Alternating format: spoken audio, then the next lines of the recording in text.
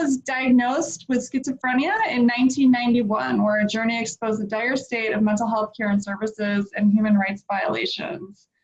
This journey led to your passion for mental health advocacy and human rights. Ms. Sunkel is a global voice for the rights of people with mental health condition, lived experience, where she's been working since 2003. She authored several papers from a lived experience perspective, published in well-renowned international journals. She serves on a number of national and international boards and committees, including Presidential Working Group on Disability, Ministerial Advisory Committee on Mental Health, Rural Mental Health Campaign, Editorial Advisory Board of the Lancet Psychiatry, Human Rights and Mental Health, Time to Change Global Governance Group, citiesRISE, WHO Civil Society Working Group on NCDs, Global Mental Health Blueprint Group, Countdown Mental Health, amongst others.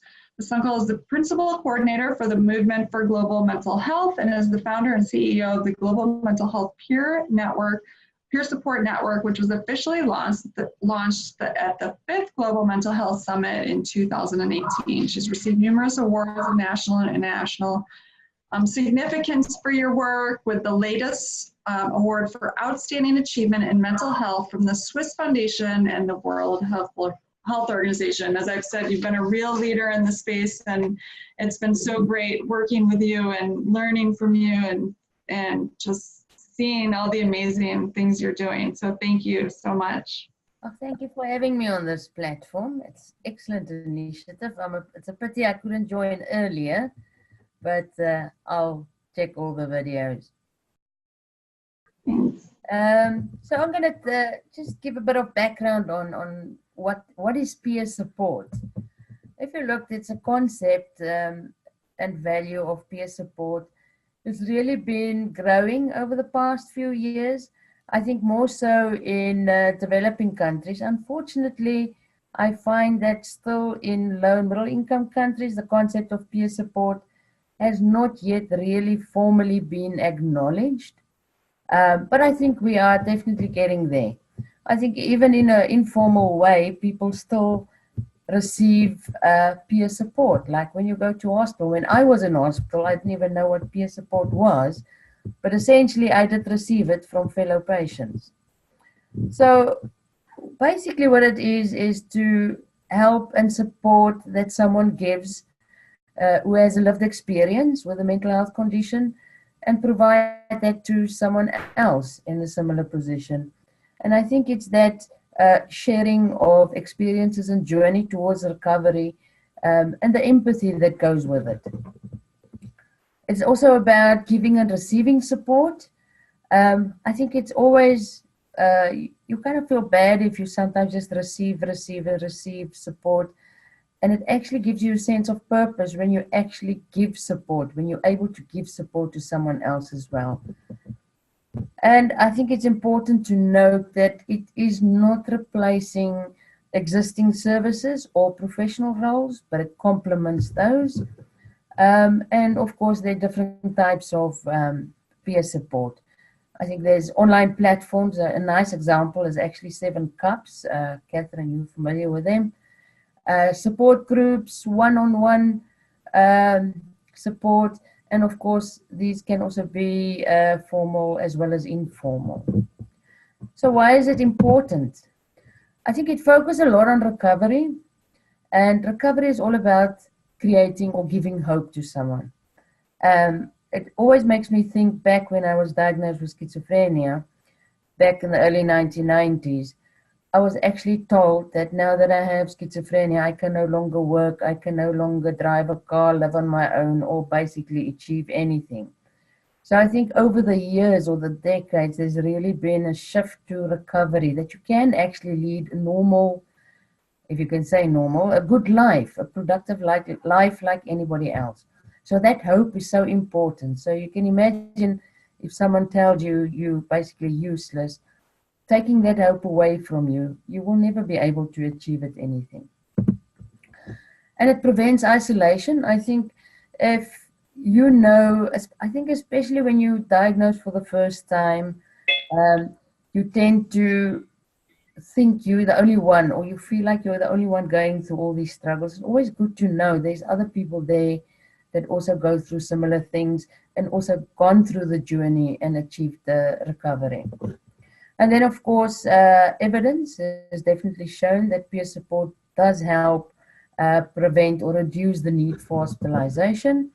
And then it also helps to reduce the human resource gap. We know that there's huge lack of professionals, mental health professionals in the field, especially in low and middle income countries. So peer supporters can play a very vital role in that aspect. I'm going to take you a bit through kind of a journey to get to the point of establishing or developing a movement. I think we need to go a bit back and look at what inequalities there are in the world. Just to mention some of the statistics, if you look at 80% of the world's population actually lives in low and middle income countries. There's been a 2.5 million increase in the poor, and 10.7% of the global population is considered to be extremely poor. 75% of persons living with serious anxiety, mood, impulse control, and substance use disorders receive no care, where a big 90% of people living with schizophrenia and psychosis receive no care. And then, of course, the unequal distribution of human resources, as I mentioned, between and within countries really impacts access to mental health care. If you look at the treatment gap in health, like 13% with health need versus 2% of resource allocation. So you can also see that huge gap there. So because of this whole global situation, I think that is where kind of a movement started emerging. So it's eventually became a specialized field that prioritizes the improving the mental health care across the globe, and also to create equity in health and mental health. It's become a field of study, research, and practice, and it places an emphasis on human rights. Vikram mentioned already the focus on human rights when we speak about mental health care at this point in time. So we really look at underpinning human rights in policy as well as in practice. And then global mental health has evolved over time. It's become like a coalition of civil society and professionals, and we've seen an increased participation and inclusion of people with lived experience as well as the groups representing them. Now, building a movement, Vikram referred to the movement for global mental health. So in 2008, following the Lancet series on global mental health, A Call for Action, which was published in 2007, the movement for global mental health was established. Now, it is a virtual network of individuals, and that includes professionals, researchers, policymakers, family members, as well as people with lived experience, and organizations who are all passionate about global mental health who are part of this movement. I'm just going to talk a bit more about that. So the goals essentially of the movement is to improve availability, accessibility, and quality of services for persons with mental health disorders or conditions by scaling up services. And the fundamental principles are scientific evidence and human rights. Just going to show you a bit about the structure of the movement. So you'll see here, there's an international advisory board, a principal coordinator, and a secretariat. This serves a term of 3 years. I'm currently the principal coordinator since 2017, and my term ends this year, end of this year. And then there's an international advisory board, of which Catherine is on that board. There's 30 experts from around the world. And I think we're proud to say that almost half of the advisory board are people with lived experience. The secretariat is kind of providing the infrastructure. Currently, it's based at the Global Mental Health Peer Network, but it's more of a supporting role to the principal coordinator. So the tradition now has been that the principal coordinator is a person with lived experience. You'll see here currently we have a membership of more than 15,000 individuals and more than 220 organizations. It really grows quite almost on a daily basis, I can say. And then our key activities. So it's a lot to do about sharing information, engaging with one another, learning from one another, and participating and collaborating in advocacy initiatives and awareness. So there's online platforms. I think the one big platform that we have is the website. And currently, as we speak, the website's being redeveloped into more exciting, more user-friendly platform, which should be up and running by mid-April. So I will give the details of that a bit later on. And then we have monthly newsletter where all this information is also shared. Members are able to contribute to the content of the newsletter. And social media, we have Facebook and we have a Twitter account as well. Probably one of the big moments of the movement is its biannual Global Mental Health Summit. It's been hosted in Athens, Cape Town, Bangkok, Mumbai, last year in Johannesburg.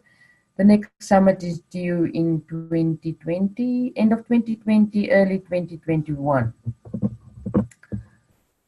Just to show, yeah, ultimately, in a nutshell, you can really say the movement can be seen as a kind of an information and advocacy hub or advocacy center, where you can see here in the circles, it's like civil society and the members of the movement kind of feeds into the movement, and the movement also feeds into back to civil society and back to members.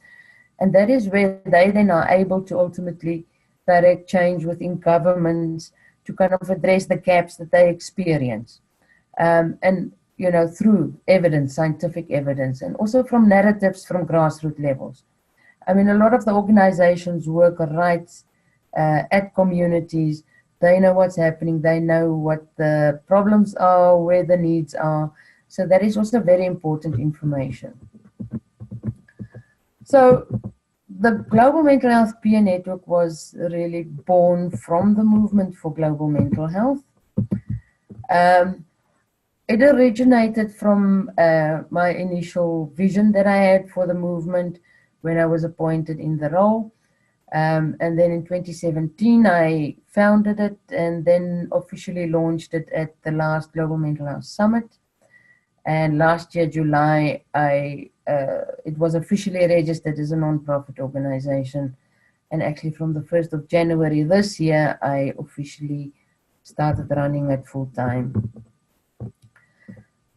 The vision that I had for the movement, as I referred to earlier, is to create a more diverse mental health community.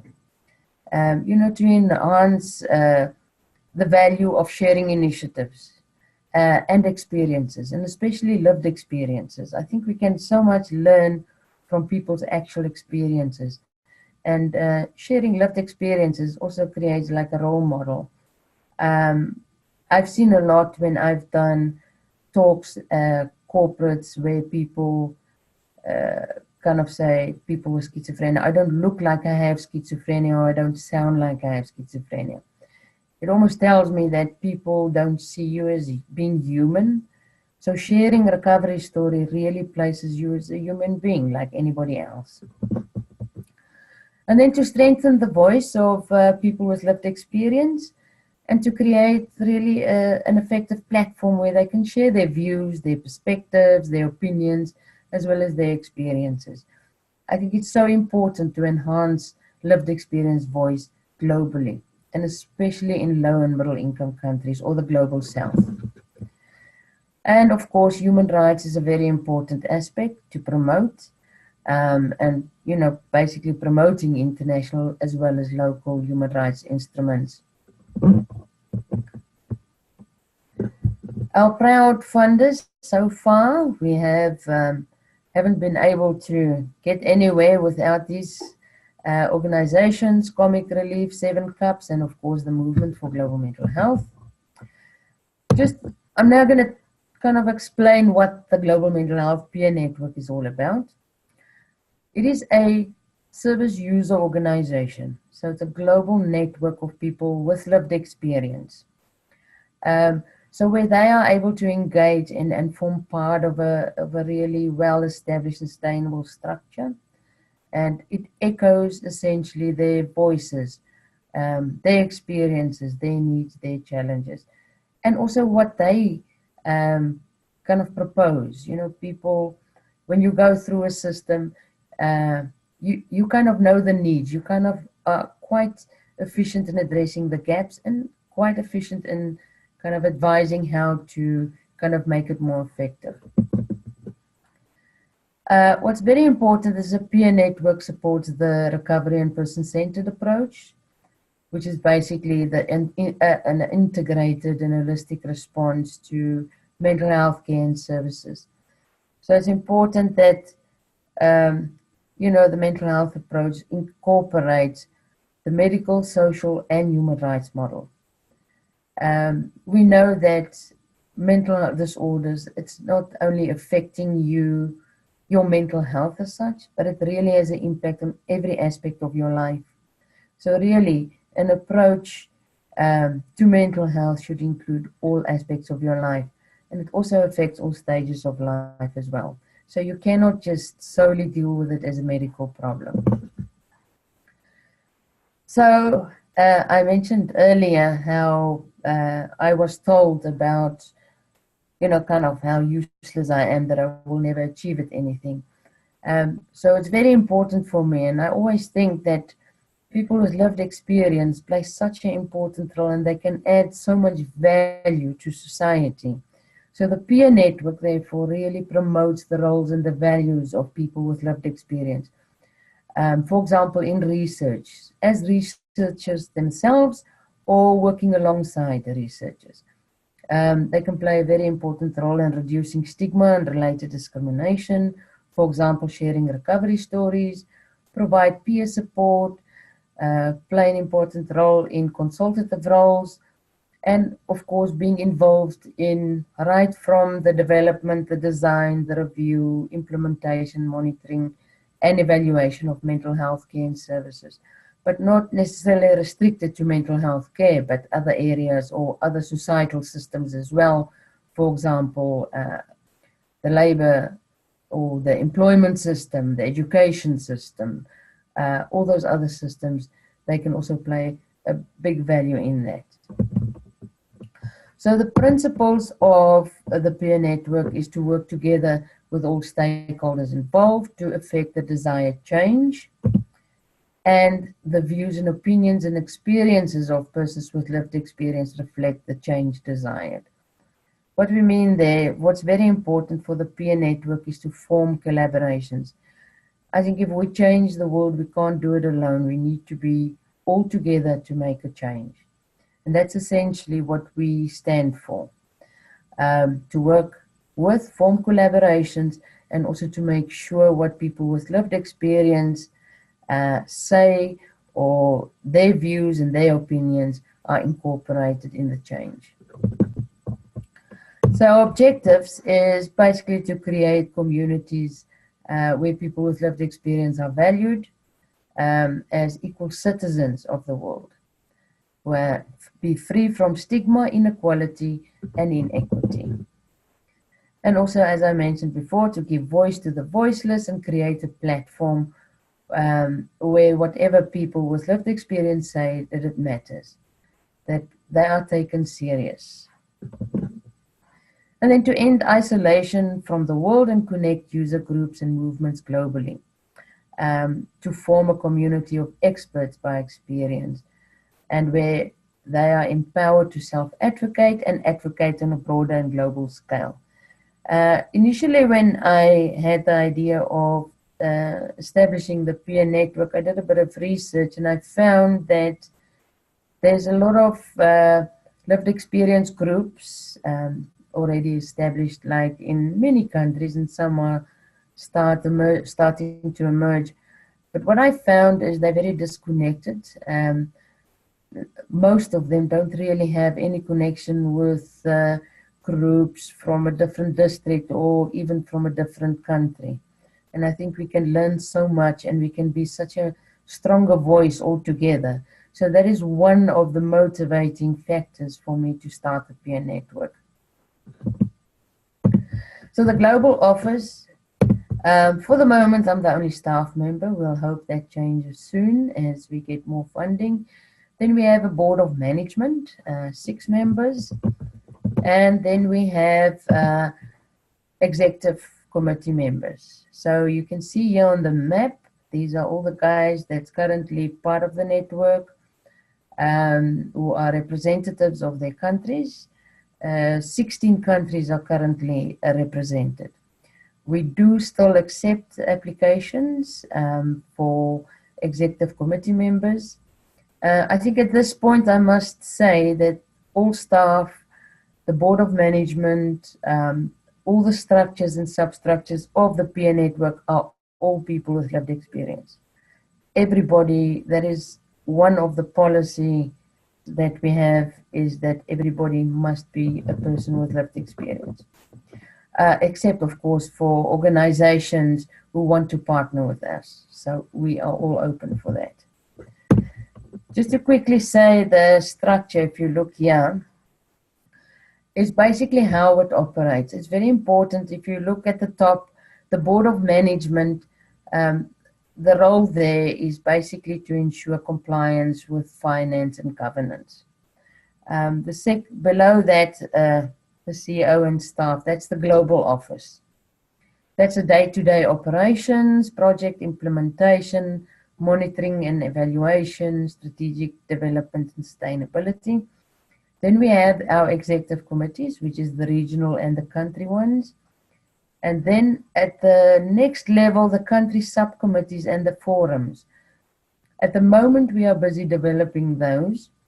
And then, of course, we have members. We already have several members, individuals as well as peer groups and organizations. What's important here is that it's almost like community intelligence that's gathered from the members as well as the substructures and forums.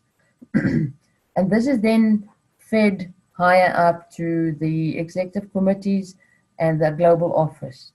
So whatever challenges and needs that are identified at grassroots levels are then sent up, and we look at strategic plans and the response to address those. Of course, we can't address all the problems, but we select the key issues to address and see how we can help address those. And that then goes back to the members and the subcommittees to implement. That is kind of essentially how it functions. And it's also important to say that obviously no country or not even a district or region will be the same. There's always, everyone's going to have different issues. So what do we want to achieve?